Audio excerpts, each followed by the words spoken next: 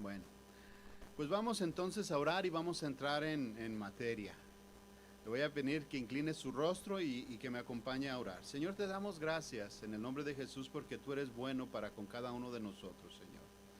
Gracias, Señor, porque nos mantienes del pan necesario. Gracias, Señor, porque tenemos todas las cosas, Señor, a nuestro alcance y a nuestra accesibilidad, Señor. Nos has puesto, Señor, en un lugar privilegiado, Dios, en donde todo lo tenemos. No así como estos niños que comentamos, Señor, que no tienen muchas cosas que necesitan. Te pedimos, Dios, que nos hagas sensibles a las necesidades. Te pedimos, Señor, que nos hagas sensible a la palabra que se va a predicar en esta mañana y que nos hables, Señor, duramente con tu verdad, Señor, que tu verdad, tu espada de dos filos, Señor, penetre hasta partir el alma, Señor, para que nosotros podamos entender, despertar de quizás de ese letargo que tenemos y que podamos poner por obra todas las cosas, Señor, que tú nos has enseñado y nos sigues enseñando. Nos ponemos en tus manos, Señor, en el nombre de Jesús. Amén. Vamos a terminar entonces con este mensaje a las 7 iglesias y la última es la iglesia de la Odisea. Le voy a pedir que me acompañe a Apocalipsis 3, 14 y vamos a leer todos juntos. Dice ahí el título de esta lectura, dice el mensaje a la Odisea. Escribe al ángel de la iglesia de la Odisea: he aquí el amén, el testigo fiel y verdadero, el principio de la creación de Dios dice esto. Yo conozco tus obras, que ni eres frío ni caliente. Ojalá fueses frío o caliente. Pero por cuanto eres tibio y no frío ni caliente, te vomitaré de mi boca. Porque tú dices, yo soy rico y me he enriquecido y de ninguna cosa tengo necesidad.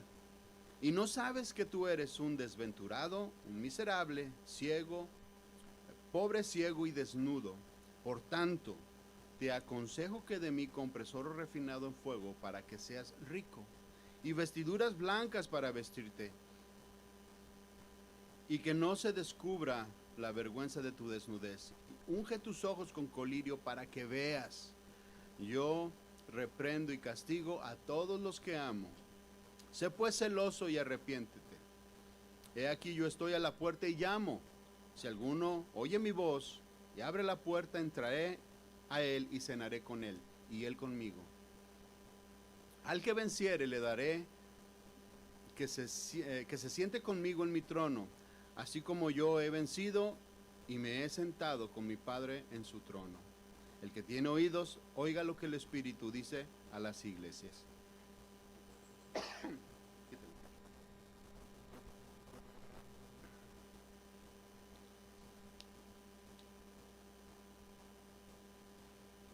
Analizamos entonces 7 iglesias. Ya vimos 6, nos falta una para terminar. De alguna manera, en todas este análisis que hemos hecho a las iglesias, hemos podido ver reflejado muchas de las cosas que nosotros hacemos y muchas de las cosas de las cuales nosotros somos. Unas buenas, unas malas. Cada quien se pudo calificar, cada quien pudo analizar su vida, analizar su corazón y pudimos entonces entrar en una, ¿cómo decirlo? En una análisis, en un pensamiento, en un escudriñar de nosotros mismos para provocarnos al cambio. El Señor viene y advierte. Eso es misericordia, mi hermano, de parte del Señor. No viene y solamente elimina y corta la cabeza de las cosas que no, de las personas o de las cosas que a veces nosotros no nos convienen. Viene y advierte, viene y nos dice, viene y avisa. Y esto no me gusta y tienes que hacer estos cambios.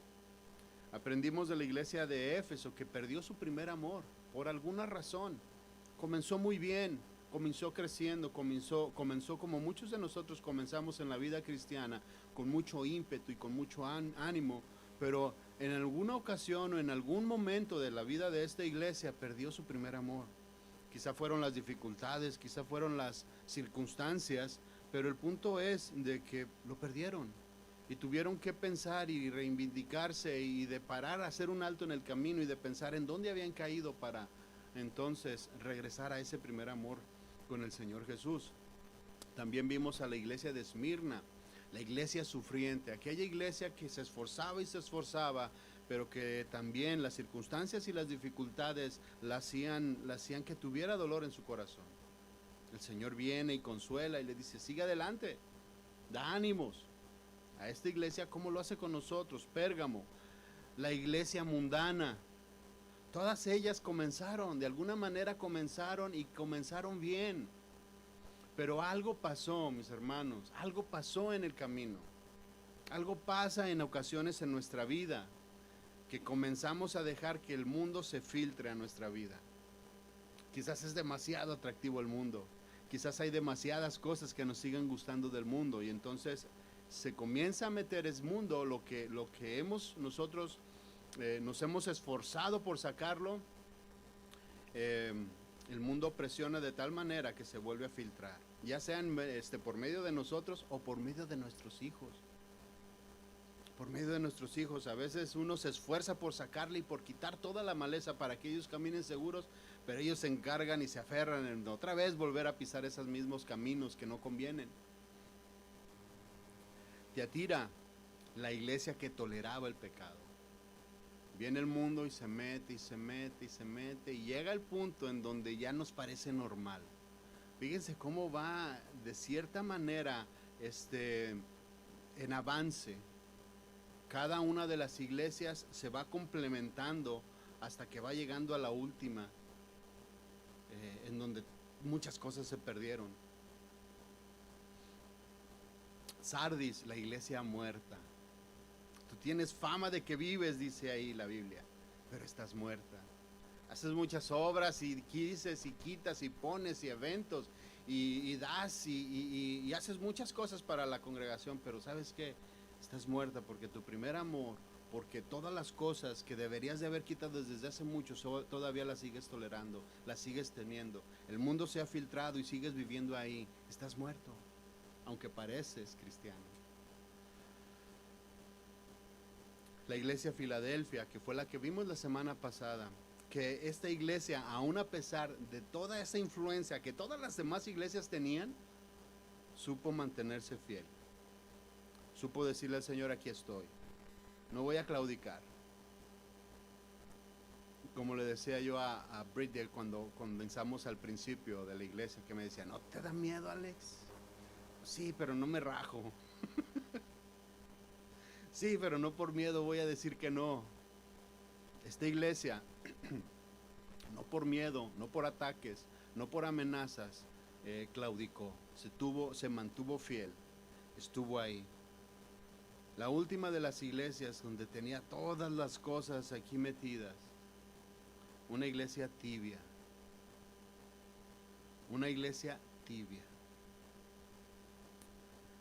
Todas ellas, todas estas iglesias nos dejaron algo, y estoy seguro que nos dejaron algo.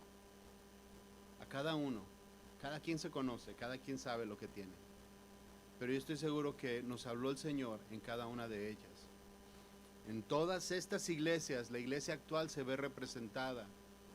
La iglesia actual, la iglesia moderna, la iglesia contemporánea también sufre de los mismos síntomas que sufrieron estas congregaciones. En muchas iglesias se ha perdido el primer amor. En muchas iglesias hay sufrimiento. En muchas de las congregaciones de nuestra actualidad, en las cuales nosotros, en la actualidad en la cual nosotros vivimos, se ha metido el mundo, ha tolerado el pecado. La iglesia muere.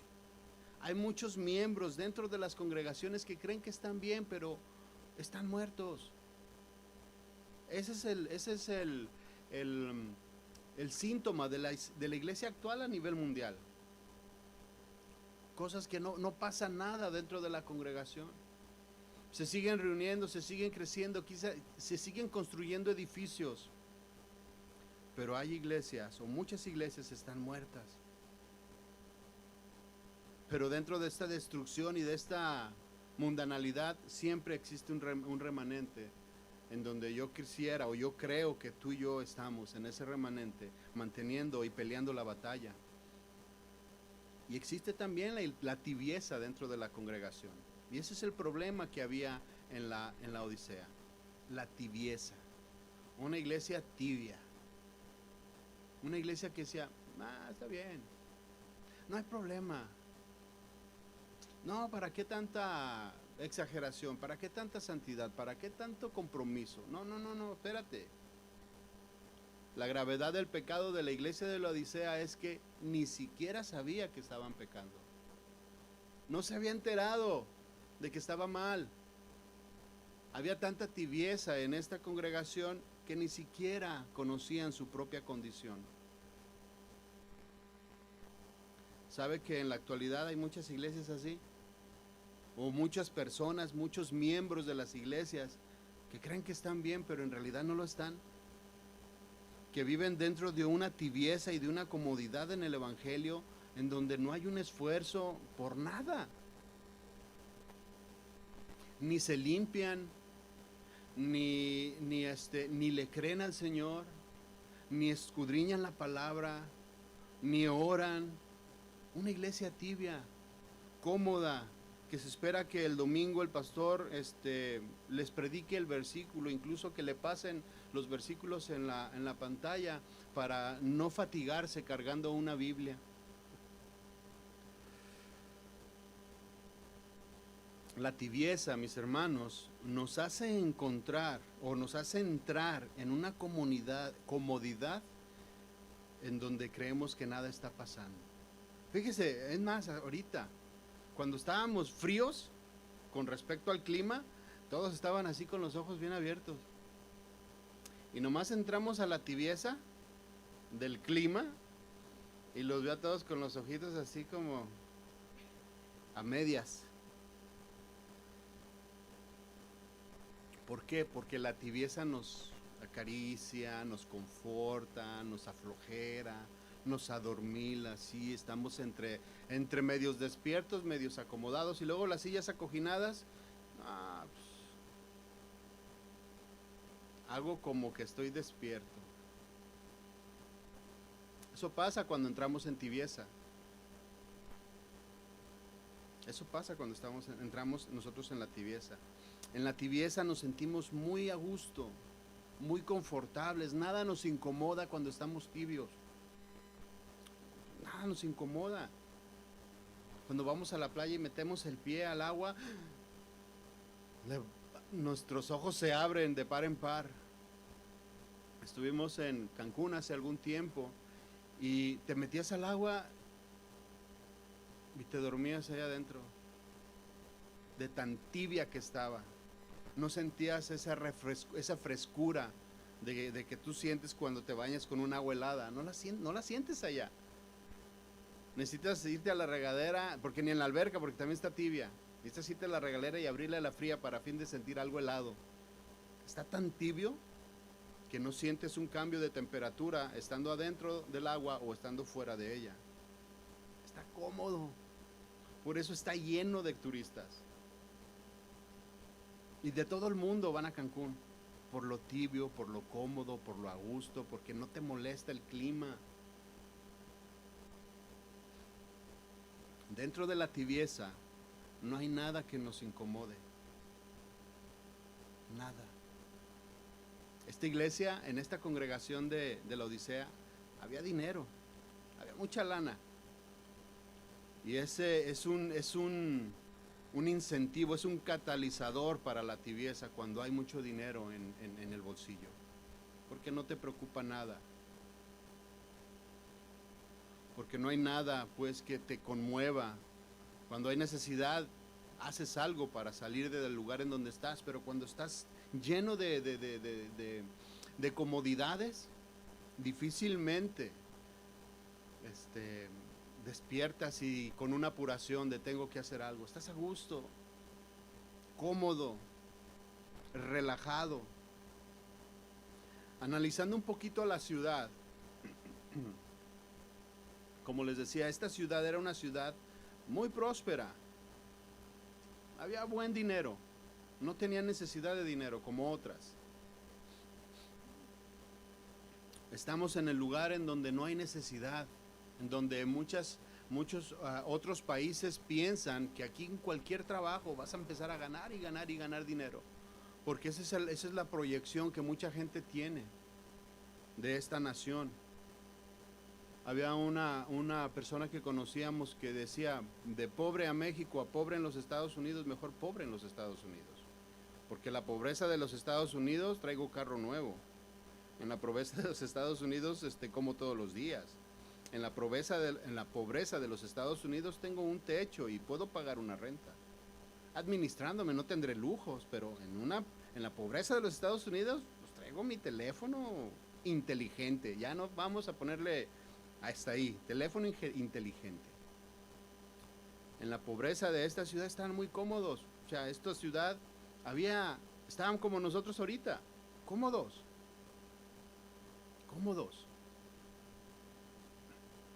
Ellos construyeron un sistema de carreteras en la cual había mucha accesibilidad a esta ciudad. Mucha accesibilidad. Esto facilitó el comercio. Se convirtió en una potencia y una capital económica. Había incluso bancos y, o sea, ellos manejaban grandes cantidades de dinero. Ellos eran paganos, y había el sistema religioso de todas las otras iglesias, pero no eran tan religiosos, fíjese. ¿Por qué cree? Porque había solvencia, porque cuando tiene solvencia, pues ni a los paganos, ni a los dioses falsos les pide uno. Estaban cómodos. No eran tan religiosos como los otros. Ellos comerciaban con lana negra. ¿Sí? Entintaban y hacían muchas cosas pues con esta lana. Y la comercializaban y construían y hacían, ropas y todo eso. Y esto trajo mucha riqueza. Ellos comercializaban con una invención como el corilio. Era una tipo de mezcla, una tipo de medicina que ellos hacían. No era el corilio que nosotros conocemos o el cual hemos hablado. Era un tipo de mezcla que ellos hacían. Que a los años, ya las investigaciones y todo esto, se dieron cuenta que no tenía nada. Más bien era un placebo, algo psicológico. Pero lo comercializaban. E incluso llegó al punto de tener como una escuela médica. En donde enseñaban todo esto. Este tipo de mezcla que ellos hacían lo aplicaban tanto en los ojos como en los oídos.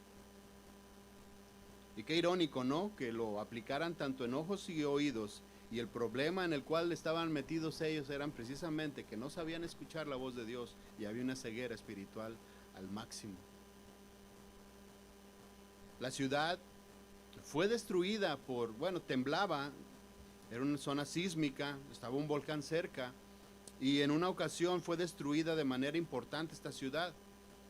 Entonces quedó tan destruida que Roma ofreció de su ayuda económica para la ciudad, para reconstruirla nuevamente, porque repito, era una importante ciudad económica o un importante punto económico que le servía a toda la región. Todo mundo quiere hacer negocios con los Estados Unidos, a ese punto es al que me quiero llegar con esto. Entonces, si algo le pasa, vamos a meterle dinero. ¿Qué hace Estados Unidos con los bancos cuando quebran? Les mete dinero y les mete dinero para que no pare la economía. Eso es lo que quería hacer Roma. Le mete dinero para que se reconstruya la ciudad y que la economía siga fluyendo. Ellos le dijeron a Roma, no te apures. No necesitamos de tus recursos, tenemos recursos suficientes para poder nosotros mismos reconstruir la ciudad y no deberte nada, no hay ningún problema.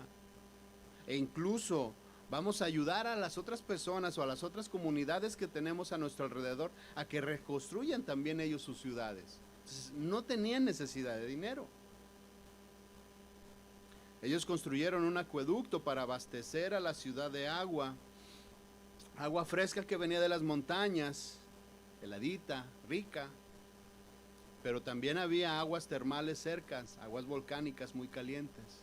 Entonces la combinación de estas aguas las entibiaba.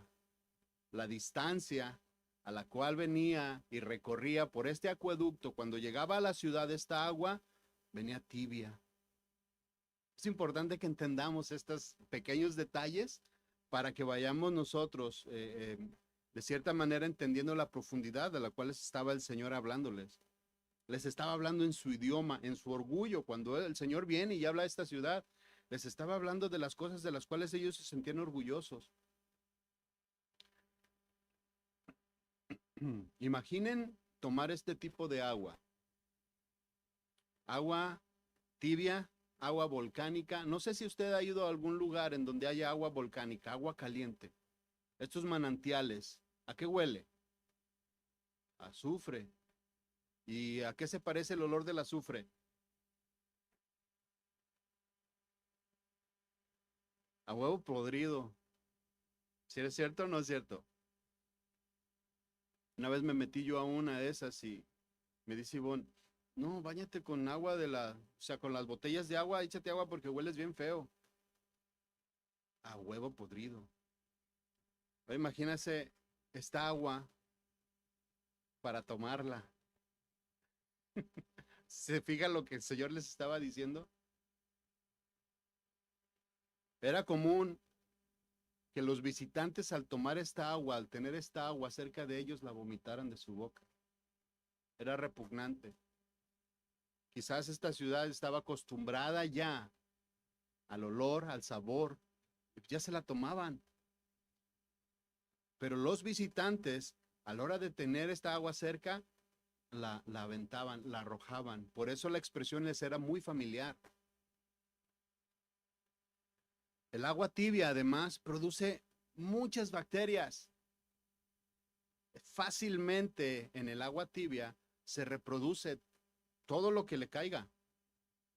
El agua caliente las mata inmediatamente. El agua fría también mantiene, por eso los hospitales los mantienen muy helados, para que las bacterias no se reproduzcan, porque en la tibieza se reproducen muy fácilmente todas las bacterias.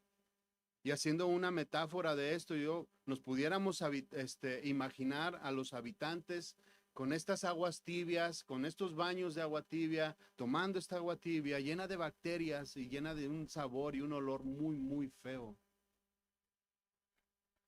en el cual ellos ya estaban cómodos.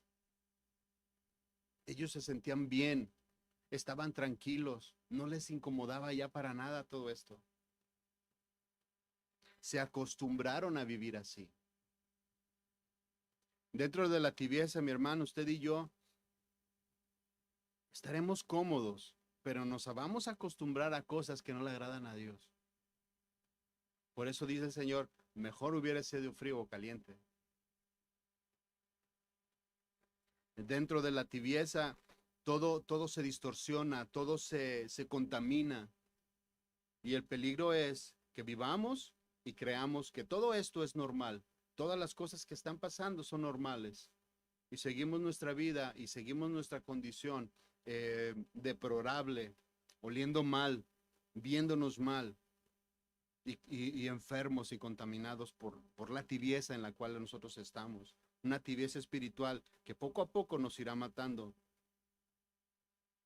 El Señor Jesús, cuando reprocha a la ciudad y le lanza este reproche que leímos y que vamos a estudiar más adelante, les está atacando precisamente de todas estas cosas para que lo entendieran bien. De todas aquellas cosas, como les repito, todas las cosas en las cuales ellos se sentían a gusto, seguros, cómodos e incluso orgullosos, el Señor se las reprocha para que lo entiendan bien de lo que Él les estaba tratando de decir. El nombre de la Odisea también tiene su propio significado y que es importante que conozcamos, es importante que le demos un ojo a esto porque se complementa con lo que hemos estado hablando. El nombre de la Odisea se compone de dos vocablos, la dikeus del griego. La Odisea ya es una castellanización que nosotros tenemos. Laos significa gente. Y Keus significa derechos. ¿A qué le suena eso, mi hermano? Lo que básicamente significa el nombre de la Odisea es los derechos del pueblo, los derechos de las personas, los derechos de la gente. Pregunta, ¿cómo estamos como sociedad? ¿Qué quiere la gente ahorita? ¿Qué defiende la gente ahorita con toda rabia y con todo su entusiasmo y con toda su fuerza? ¿Qué defiende? ¿Qué acaso no son sus derechos? Lo acabamos de ver en una celebración horrible en los Juegos Olímpicos, defendiendo su derecho de expresión. Todo el mundo estuvo mal porque no lo entendió, dicen los organizadores. No era mi intención hacerte enojar. Es que no lo entendiste, no entendiste mi expresión a la cual tengo derecho yo a expresar. Queremos que nuestros derechos, nuestra sociedad y nosotros mismos queremos que nuestros derechos sean escuchados, que nuestros pensamientos sean respetados. Se inventaron y no quiero decir que está mal, pero ahorita se defienden más a los animales que a los niños. Si tú matas a un animal o alguien te ve golpeando a un perrito o un gatito, vas a la cárcel, pero si vas a una clínica para practicarte un aborto, estás en tu derecho. Es más peligroso matar un animal que matar un bebé. Los derechos de las mujeres, los derechos de la comunidad LGBT. Mira, aquí lo acomodé mal. Como son tantas siglas que ahorita me salió así, fluidito.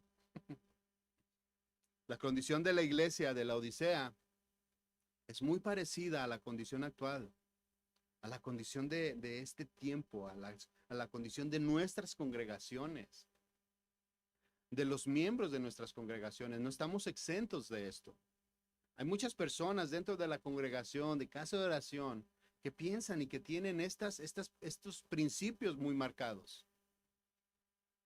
Ya no digamos otras iglesias que de plano se van directamente con estos derechos y con esta comodidad y con esta tibieza, practicándola todos sus servicios, que es su filosofía. El mensaje entonces a la iglesia de la Odisea, acompáñenme, Apocalipsis 3:14, vamos a leer. Dice, escribe al ángel de la iglesia de la Odisea. El ángel, como lo hemos dicho, ángelos, el mensajero, aquel que lleva la palabra, a ese se está refiriendo. Inicialmente al pastor, al dirigente de la iglesia, a la cabeza principal está dirigido estas cartas. Pero todos aquí somos mensajeros, como se lo he dicho. Todos aquí somos mensajeros, somos los portadores de las buenas nuevas de salvación. Y en primer lugar, necesitamos llevar este mensaje a nuestras casas. Después, también necesitamos llevar este mensaje a las personas que están a nuestro alrededor. Mateo 28:18 dice, y Jesús se acercó, cuando él había resucitado, se acerca a sus discípulos y dice, Jesús se acercó y les habló diciendo, perdón. Jesús se acercó y les habló diciendo, toda potestad me es dada en el cielo y en la tierra. Por tanto, dice ahí el Señor, por tanto, los encomienda, dice, id y hacer discípulos a todas las naciones. Les estaba hablando a toda la iglesia en general. No les estaba hablando solamente a los discípulos, no les estaba hablando solamente a los dirigentes o pastores de una congregación. Les está hablando a todos. Y a mí, estamos comisionados para ir y llevar el evangelio a cualquier lugar en el cual nosotros nos metamos, ya sea de palabra o sea de testimonio, ya sea nuestro comportamiento o simplemente callando o hablando. Necesitamos nosotros ir por todo el mundo a ser discípulos a todas las naciones, bautizarlos en el nombre del Padre, del Hijo y del Espíritu Santo. Enseñarles que guarden todas las cosas que os he mandado. He aquí yo estoy con vosotros todos los días hasta el fin del mundo. Amén, dice. Cada uno de nosotros es el mensajero. Es la persona a la cual el Señor le encomendó que llevara su palabra a los confines de la tierra. Y ya no vayas a los confines de la tierra. Levántate y ve con tu hijo. Levántate y ve con tu hija. Levántate y ve con tu vecino. Levántate y ve con las personas que están a tu alrededor y predica el evangelio. Entrega las buenas nuevas de salvación. Cada uno de nosotros estamos encomendados a hacer esta tarea. Sigamos adelante. Dice, aquí el amén, el testigo fiel y verdadero. El principio de la creación dice esto.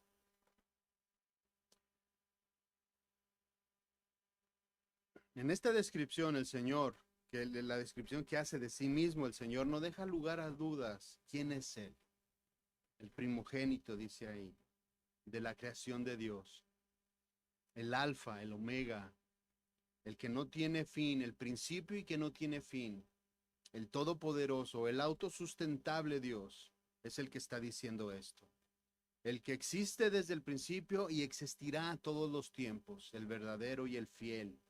Se presenta el Señor como la única opción que tiene esta iglesia de la Odisea. Escuchábamos y leíamos la semana pasada que la puerta todavía sigue abierta, incluso para los de la Odisea. Incluso para nosotros que quizás estuviéramos, o para los que quizás estuvieran en estas mismas prácticas. Se viene una inminente destrucción, pero el Señor dice, yo soy la opción que tú tienes. Yo soy el camino, yo soy la verdad, yo soy la vida. Se está presentando como la única opción, mis hermanos. Y tú y yo sabemos y conocemos que Él es la única opción que tú y yo tenemos para el arrepentimiento. Es la única opción que tenemos para nacer de nuevo, para cambiar nuestras vidas, para que las cosas sean diferentes en nuestro alrededor. Él es la única opción. Sus leyes, sus mandamientos, sus estatutos, conforme nosotros los obedezcamos, es el cambio que nosotros vamos a tener. Analizábamos en varones la vida de Esteban. Y viendo todo lo que él hizo y los requisitos que el Señor necesitaba para que cada uno de nosotros o cada uno de ellos, de los 7 diáconos que mandaron llamar, eran fuertes, eran difíciles, decíamos ahí en la clase, quizás inalcanzables. Pero la única diferencia entre aquellos hombres y nosotros es que ellos obedecieron. Decíamos, qué duro, qué difícil es llegar a esta estatura. Pero lo único que hicieron diferente es que ellos sí obedecieron. Se les presentó el evangelio de la misma manera que se nos presenta a ti y a mí. Crecieron de la misma manera en que tú y yo crecimos, expuestos a las diferentes doctrinas, expuestos a los diferentes maltratos, expuestos a las críticas, expuestos a los pensamientos, al pecado, a los gustos por el pecado. Tenían la misma condición que tú y yo tenemos. La diferencia y única diferencia entre ellos y nosotros es que ellos sí obedecieron. Ellos sí pusieron en práctica las cosas. Decíamos, no son extraterrestres. No eran superdotados, no eran superhombres. Eran tan comunes como tú y como yo. E incluso nosotros tenemos mucho más información que la información que ellos tenían. Ellos son nuestro ejemplo a seguir. Entonces, nosotros tenemos una exposición de la palabra mucho más extensa y mucho más clara que lo que ellos la tuvieron. Repito, la diferencia es obediencia. Así se presenta el Señor. Y le dice, yo soy aquel que puede cambiar tu vida, el que puede abrir tu corazón y que puede hacer que las cosas cambien. Si alguno de nosotros o muchos de nosotros estamos en esta condición y vemos una destrucción inminente en nuestras vidas, el Señor te dice, yo soy el testigo fiel, yo soy el amén. El problema es la dureza en el corazón de cada uno de nosotros. Es difícil que nos arrepentamos, es difícil que pongamos nuestra voluntad delante de Dios. Es difícil que le digamos a Dios, Señor, ya me cansé de vivir mi vida, ahora tú vívela. Ahora tú dime cómo tengo que vivir. Eso es difícil para nosotros los seres humanos. Entonces, mis hermanos, aprovechemos esta oportunidad que el Señor nos está dando para ir, para depositar nuestra fe en Él y para arrepentirnos. Sigue diciendo el versículo 15, yo conozco tus obras, que ni eres frío ni caliente.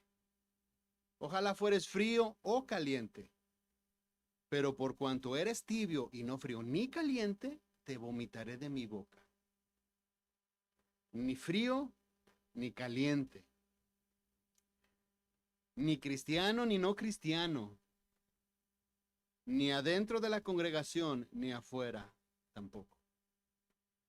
Ni tan bueno, pero tampoco tan malo, como para que nos acuse nuestra conciencia. Qué malo soy, tengo que cambiar. No, no soy tan malo. Tibio, calientito, cómodo, sin preocupación, creyendo que todo está bien. No pasa nada. No seas exagerado, ¿para qué tanta santidad? Yo me imagino siempre a estos hermanos, cuando pensaba yo en esto, me los imagino en una tina tibia, confortable, con el agua hasta aquí, hasta el cuello, a gusto, dando vueltas quizás si hay espacio, sin problemas, con sus sales Epson ahí, naturales, que venían del volcán, relajados, que sus músculos se les relajaran, viendo los problemas desde la comodidad de su baño caliente, de su baño tibio. Y desde ahí no se ve tan mal la cosa. La palabra de Dios, como lo hemos visto a través de estas iglesias, expone el pecado. Lo habla abiertamente y lo pone sobre la mesa.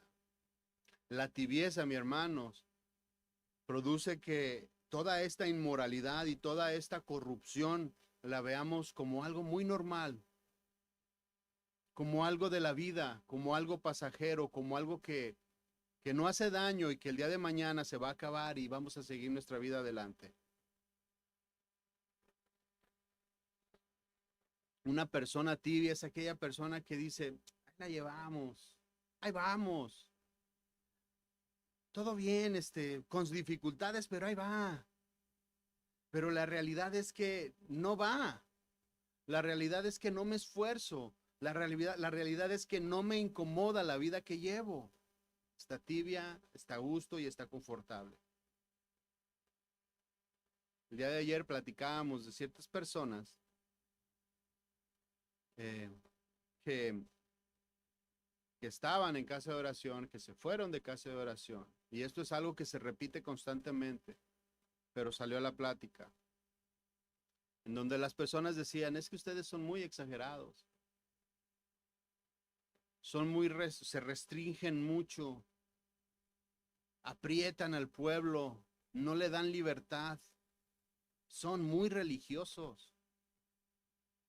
En casa de oración somos muy religiosos. No hay libertad para hacer lo que el cuerpo quiere. Es que no hay amor, no son tolerantes con las personas. Y estas son cosas que se repiten, ¿eh? No es nada más de la plática de ayer, simple y sencillamente son cosas que hemos estado escuchando durante muchos años, no solamente aquí nosotros, en todas las congregaciones. Es que tienen que evolucionar, tienen que hacer cambios en su iglesia.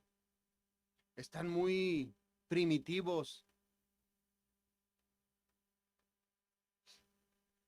Necesitan modernizarse ustedes ahí, porque son demasiado religiosos. Las personas que piensan de esta manera, lógicamente llegan y encuentran iglesias que les ofrecen todas estas cosas. Y están bien, y están a gusto, y están creciendo, y cantan, y tocan, y sirven, y hacen aquello, y hacen aquello. Y no se les exige nada de que tengan que cambiar su estilo de vida. Bueno, una vida tibia, una vida cómoda, una vida confortable. Si tomas, pues nomás no te embriagues, porque la Biblia habla y dice um, la Biblia te dice que no te embriagues, pero no te prohíbe tomar. Eso lo defienden. Muchas iglesias modernas se llenan precisamente porque la misma iglesia ofrece esto. Las iglesias ofrecen esto. Y las personas que lo buscan van y llegan y se sienten a gusto. confortables, cómodas, tibias.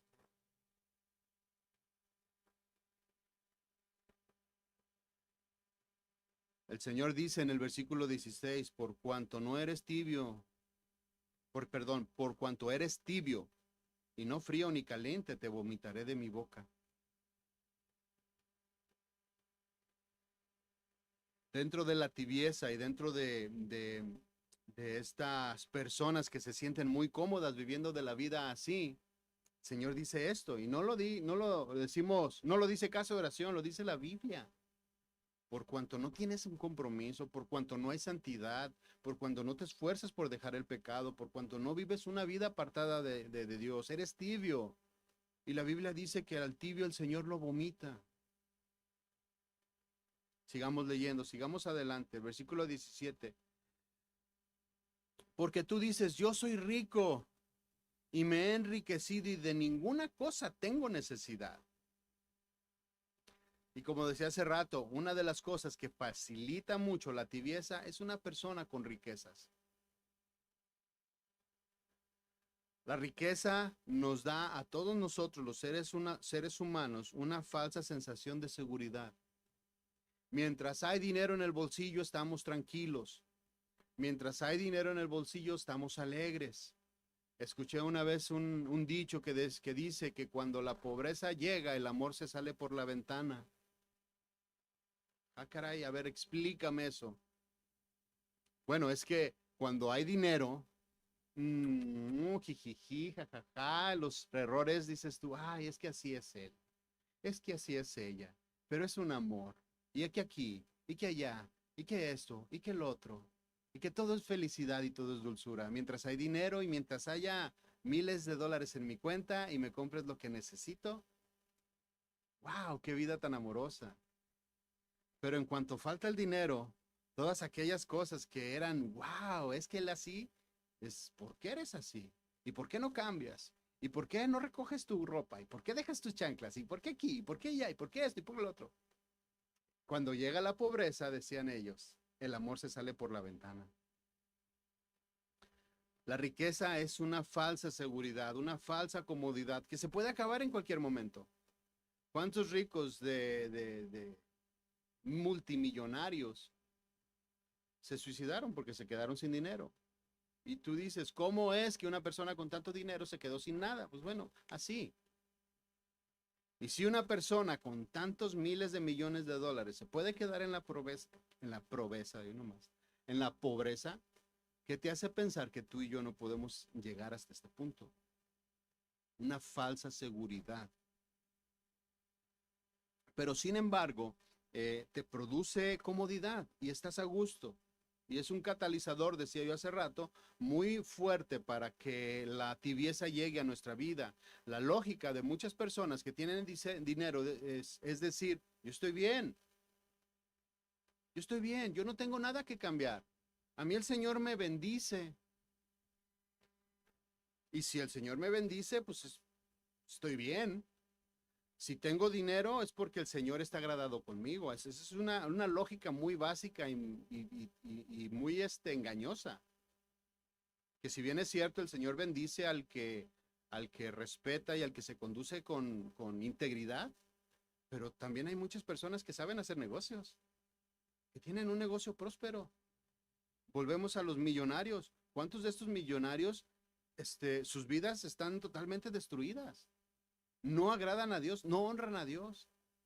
En una ocasión le preguntaron en una entrevista a Carlos Slim, el hombre más rico de México, que ocupa de los primeros lugares en el mundo en cuanto a riqueza, le preguntaron que si era feliz y respondió que no. Dijo que no era feliz. La felicidad, o sea, el dinero le da seguridad y le da tranquilidad, pero no es feliz. Muchos artistas que son muy prósperos viven una vida llena de excesos, están en un caos. Entonces, el dinero no quiere decir que el Señor esté agradado con nosotros. Nosotros mismos, mis hermanos, podemos ser que tengamos una vida cómoda, económicamente hablando, pero viviendo cosas negativas y una tibieza en nuestra vida personal en casa.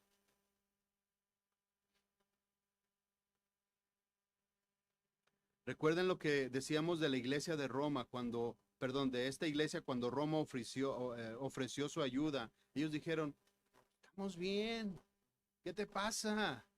A mí Dios me bendice, yo soy próspero. Yo no necesito que me instruyas, yo no necesito que me digas, yo no necesito que me digas qué tengo que hacer. Ve, ayuda ya al pobre, ve, dile al pobre que por su pobreza de seguro está mal. Muchas de las veces una persona con dinero o una persona que tiene esta falsa seguridad cree que Dios está agradado con él porque lo bendice. Los que tienen el problema son todos nosotros los pobres, son los pobrecitos que no tenemos porque a lo mejor ni diezmamos.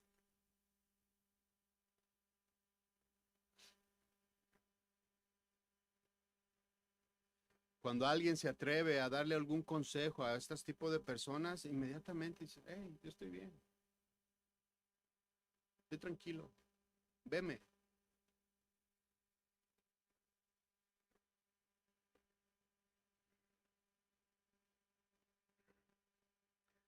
Nada peor que un ciego que no quiere ver. Y esta iglesia estaba en esta condición. Estaba a punto de morir. Estaba a punto que la puerta se cerrara. Pero ellos decían, estoy bien, estoy cómodo, estoy a gusto. Veme, no tengo ninguna necesidad. Hay un ejemplo que me gustaría comentarles, el ejemplo que usted conoce de las ranas. Usted sabe que las ranas tienen la facilidad la cualidad de adaptarse. Son reptiles que se manejan en agua fría, pero ellas como viven en la superficie, o sea, no son de aguas profundas, las aguas se entibiecen, entonces tienen la facultad de poder adaptarse a la temperatura del agua. Entonces, si tú metes una rana a una olla y le prendes, no se va a salir, se va a ir adaptando, se va a ir adaptando. Y va a decir, échale sal para que me relaje los músculos porque me estoy acomodando en esta tina que me prepararon para mí. Se está entibiando, me estoy sintiendo cómodo, me estoy sintiendo a gusto. Y llega el punto en donde ya es demasiado tarde, ya está la ranita dando vueltas, ya se cocinó. En la tibieza, mis hermanos, muchas veces nosotros somos como estas ranitas en donde estamos cómodos, cómodos, cómodos, hasta el punto en donde no nos damos cuenta cuando el Señor cerró la puerta. Cuando el Señor dice hasta aquí, ya no se puede, ya no te vas a regresar desde el punto en donde estás. Yo que conozco tanto tu presente, pasado y futuro, yo sé que ya no vas a regresar. Se cerró la puerta. Y quizás nosotros pudiéramos decir como aquellos que se quedaron en el diluvio, ábrenos, ábrenos, ayúdanos. El Señor sabía que ya no iba a haber oportunidad para arrepentir, ya no se iban a arrepentir. Aún se subiera uno que otro, iba a volver a lo mismo. Llega un punto en donde el Señor dice, ya, se acabó. Esta iglesia que decía, que se jactaba y que decía, yo no tengo necesidad. Dice, yo soy rico y me he enriquecido y de ninguna cosa tengo yo necesidad. El Señor le dice a esta congregación, y no sabes que tú eres un desventurado, miserable, pobre, ciego y desnudo. Esa era la condición de la persona realmente, era como el Señor realmente lo estaba viendo. Él pensaba y él creía que vivía, que estaba todo bien, que por el hecho de que tenía dinero y por el hecho de que no tenía ninguna necesidad, el Señor estaba favoreciéndolo o estaba contento con su vida. Pero sin embargo, dice la Escritura que el Señor los veía como una persona desventurada, miserable, pobre, ciega y desnuda. La palabra desventurado quiere decir infeliz. Talaiporos, dice del griego. Desventurado quiere decir infeliz. Miserable es una persona digna de lástima. La palabra pobre, pues habla de pobreza, sin recursos. Esta congregación se jactaba de que tenía mucha riqueza. Ciegos, es decir, imposibilitado para ver, sin la capacidad de ver lo que tiene enfrente. Desnudo, toda su desnudez expuesta, toda la vergüenza delante de él. Esa es como real, esa era la condición real de esta iglesia. Por eso decía hace rato, no hay peor ciego que el que no quiere ver. No hay peor condición que creer que estamos bien. No hay peor condición que decir, no pasa nada, estamos bien, yo oro, yo leo, yo voy a la iglesia, yo diezmo, yo ayudo. Y pensar que de nuestra vida personal no se nos van a pedir cuentas. El Señor le echa en cara todas aquellas cosas de las cuales ellos se sentían orgullosos. Él les dice, tú no sabes que eres un desventurado miserable, pobre, ciego y desnudos. Ellos se veían a sí mismos como los grandes, como los poderosos, como los hacendados, como los que tenían la sartén por el mango, dignos de ser alabados. Ellos se creían así, ellos se veían como el ejemplo, el cual todos los demás a su alrededor se tenían los tenían que seguir. Y no sé si se fijan se le llama la atención cuando una persona con estas condiciones entra a cualquier lugar, iglesia, negocio, restaurante, ¿cómo entra? Como con una postura de ya llegué, atiéndeme, quiéreme, chiquéame, manténme contento porque ya llegué. Cuando el pobre, el humilde, el pobre de espíritu llega con su cabeza agachada. ¿Qué pasó en el ejemplo que el Señor Jesús estaba con sus discípulos diciéndole cuando estaba esta mujer, esta anciana que nada más dio 2 monedas y aquella persona que entregó una cantidad enorme de dinero? Les dijo, ¿quién dio más? Aquella persona que decía, véanme cómo estoy, ya llegué, sigan mi ejemplo, o aquella señora humilde que no se levantaba, que no quería levantar su cabeza, que quería pasar desapercibida y entregó solamente 2 moneditas, 2 blancas, dice ahí.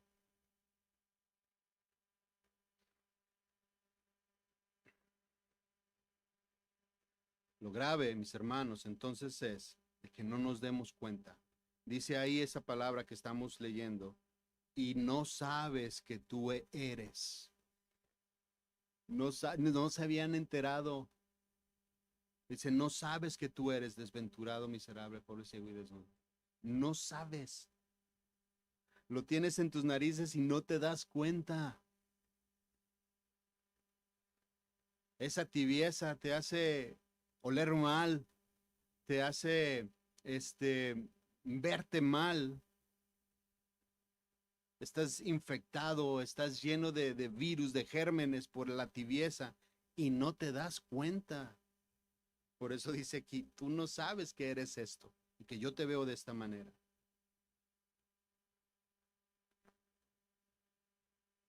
En ocasiones, muchas personas dentro de la congregación se mantienen en esta condición, sin saber, sin entender que el Señor los puede ver o los está viendo de esta manera. Qué condición tan peligrosa es la tibieza, mis hermanos. Qué condición tan difícil que no nos demos cuenta que la puerta está a punto de cerrarse y no nos damos cuenta. Dice, por tanto, yo te aconsejo que de mí compres oro refinado en fuego para que seas rico, y vestiduras blancas para vestirte, y que no se descubra la vergüenza de tu desnudez. Te aconsejo que compres de mi oro refinado. El oro refinado no tiene impurezas. que seamos tú y yo pasados por ese fuego, que adquiramos las riquezas del Señor a través de la prueba, que adquiramos la riqueza del Señor a través del trato, las cosas que ya sabemos que son oro para nosotros, cosas verdaderamente valiosas, como la santidad, como la oración, como el respeto entre los hermanos. Tantas cosas que hay. Dice aquí, para que seas rico. Y las vestiduras blancas hablan de una persona totalmente convertida ya. Vestiduras nuevas. Las ropas viejas se quedaron atrás. Las cosas viejas pasaron. He aquí todas son hechas nuevas. Vestiduras nuevas para ti, para mí, para aquella persona que ha cambiado, que ha mudado, se ha mudado. La vieja naturaleza se ha sido expulsada y ahora todas son nuevas. El nuevo nacimiento está hablando de aquí. De cierta manera está hablando de esto. Y de esta manera descubramos la desnudez. Dice, unge tus ojos con corilio para que veas aquello de lo que presumes, aquello de lo que tú dices que tienes y que vendes y que comercias, úsalo para que puedas ver, para que se te quite la ceguera espiritual en la cual te has metido. Dice el 19, yo reprendo y castigo a todos los que amo. Había una oportunidad para la iglesia de la Odisea. Aún a pesar que no hubo palabras de reconocimiento, el Señor le está dando esta oportunidad y abre sus ojos y les expone de manera dura la palabra para que puedan ellos reaccionar. Y les dice, yo reprendo y castigo a los que amo. Quiere decir que amaba a la congregación de la Odisea. Yo no sé la condición de cada uno de nosotros, pero por muy mala y por muy desastrosa que sea, el Señor nos da la oportunidad de arrepentimiento. El Señor te dice, yo te amo y te castigo, y te digo y te reprendo, y expongo tu desnudez y expongo tu pecado para que te arrepientas, porque tengo amor por ti. Dice, sé pues celoso y arrepiéntete. He aquí yo estoy a la puerta y llamo. Señor no ha cerrado la puerta, mis hermanos. Podemos entrar. Si alguno quiere entrar, dice aquí, si alguno oye mi voz y abre la puerta, entraré con él y cenaré con él y él conmigo. Qué privilegio y qué misericordia de parte de nosotros, de parte de Dios hacia nosotros, porque después de tanta mundanalidad que a veces existe en nuestras vidas, el Señor nos llama, nos limpia, nos transforma, nos da vestiduras nuevas y cena con nosotros. Y nos llama, y no nada más cena con nosotros, sino que también nos premia. Dice el 21, al que venciere le daré que se siente conmigo en mi trono. Así como yo he vencido y me he sentado con mi Padre en su trono. Fíjense la grandeza de la recompensa. ¿Por qué? Por obedecer, mi hermano. Por obedecer, por esforzarnos, por hacer cambios en nuestra vida. Cambios sustanciales que nos lleven a ti y a mí a ser diferentes. El que tiene oídos, oiga lo que el Espíritu le dice a las iglesias. ¿Cuántos tienen oídos aquí? Todos nosotros tenemos oídos. Todos nosotros tenemos la facultad de arrepentirnos. Hemos estado escuchando muchas cosas a través de estas predicaciones. Muchas cosas de las cuales nosotros tenemos que cambiar. Vicente leía hace rato cuando comenzábamos. Primera de Apocalipsis 1:3. Bienaventurado aquel que lee y los que oyen las palabras de esta profecía. Bienaventurado, dichoso, feliz, sumamente afortunado aquel que lee, aquella persona que escucha esta profecía y escuchar con atención y leer con atención. Y dice, y guardan las cosas que en ella escritas. Y termina diciendo, porque el tiempo está cerca. Voy a pedir que te pongas de pie y vamos a orar. El tiempo está cerca, mi hermano. Tenemos que tomar una decisión tú y yo. Si no has decidido, es tiempo de decidir. Si hay alguna persona aquí que el Señor no, que siente que no ha nacido de nuevo, es tiempo. Que siente que no ha habido cambios sustanciales en su vida, es tiempo. Inclina tu rostro y vamos a orar. Señor, te damos gracias. Gracias porque tú expones tu palabra y no dejas lugar a ninguna duda, Señor. Tú nos llevas por estos caminos, Señor, para que duramente nos expongas la palabra, pero como leímos ahorita, tú la expones y reprendes y castigas a aquellos que tú amas, Señor. Y yo creo que tú nos amas, a cada uno de nosotros. Señor, ayúdanos a creer, ayuda a nuestra incredulidad, ayúdanos a obedecer, ayúdanos a cambiar, Señor. Ayúdanos a nacer del Espíritu. Queremos nacer de nuevo, que las cosas viejas se queden atrás, Señor, y que todas sean hechas nuevas. Que nuestra antigua naturaleza se quede en el pasado y que podamos nosotros vestirnos de estas vestiduras blancas, Señor, que representan el cambio, que representan tu llenura, que representan tu pureza y tu santidad, Señor. Y así mantenernos, y así quedarnos. Habrá luchas y habrá dificultades, pero podemos vencer como lo hizo la iglesia de Filadelfia, Señor.